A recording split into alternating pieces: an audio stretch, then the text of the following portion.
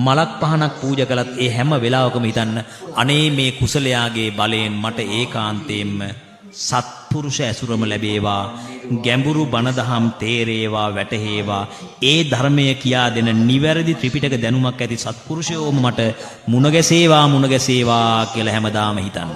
ඒක දරුණුවට කරන්න. ඊළඟට මේ ජීවිතෙන් පරව තවත් ජීවිතයක් මට ලැබේ නම් ඒ සියලු ජීවිතයන්හි අසත්පුරුෂයෝ නම් ලැබෙන්න එපා.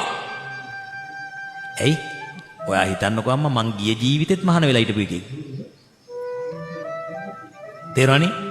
ඊළඟට මේ ජීවිතේ ඉපදිලා අවුරුදු 34මාරක් යනකම් ගිහි ජීවිතේ ගත කළා. තේරෙනවනේ? ඊට පස්සේ ඒව හොඳට ගත කරපු කාලෙද? නෑ. තනිකර පන්සිල් පද පහම කඩපු චරිතයක්.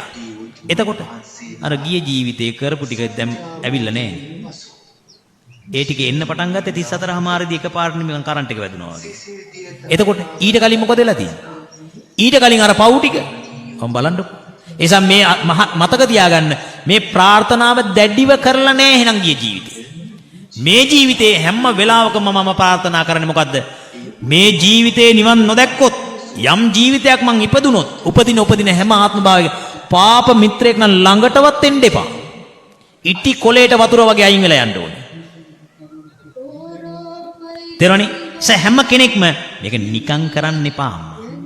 කරන හැම පින්කමේ gedara මිනිහට ඇල් වතුර එකක් දුන්නත් තේරෙනවනේ? බුදුරජාණන් වහන්සේට ඇල් පැන් එකක් පූජා කර පුංචිම තැන ඉඳලා ලොකු කුසලයේ දක්වා සියල්ලෙදිම ප්‍රාර්ථනා කරන්න මොකද්ද?